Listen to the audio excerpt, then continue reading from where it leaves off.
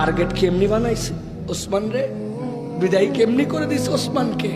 আমি আমার তরুণদেরকে বলবো, তরুণ শপথ নাও, তিনটা জিনিসের উপরে আমাদেরকে চলতে হবে। এক নম্বর, লাইফে সত্য এবং সত্যবাদিতার উপরে থাকতে হবে। পৃথিবীর শেষ ব্যক্তি তুমি হবা যে সত্যের পক্ষে থাকবে।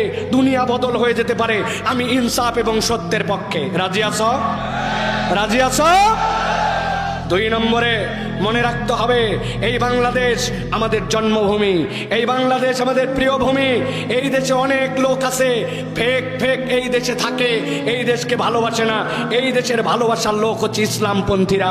সুতরাং এই দেশের স্বাধীনতা, সার্বভৌমত্ব কোনো বুর্জোয়া গোষ্ঠীর দ্বারা সংরক্ষিত হবে না। ওরা স্বার্থবাদী, ওরা কায়েমিবাদী। একমাত্র ইসলামপন্থীদের দ্বারাই এই দেশ নিরাপদ, ঠিক কিনা?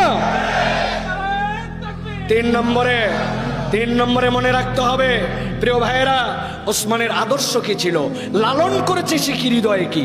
সে একটা লালন করেছে যে এমন একটা ন্যারেটিভ, এমন একটা বাতায়ন এই দেশের মানুষের উপর দিয়ে ছড়ানো হয়েছে, হুজুর মানে এই রকম, ইসলাম পন্থা মানে এই রকম, এই যারা কোরআন হাদিসের কথা বলে তারা এরকম, আল্লাহ রসুলের কথা বললে এরকম। এই যে একটা ন্যারেটিভ, এই ন্যারেটিভকে ভাঙতে হবে কি দিয়ে? শিক্ষা দিয়ে, জ্ঞান দিয়ে, যুক্তি দিয়ে, বিদ্যা দিয়ে, আদর্শ দিয়ে নিজেদেরকে মজবুত করে। ফাও ফাও চিৎকার করে লাভ নাই।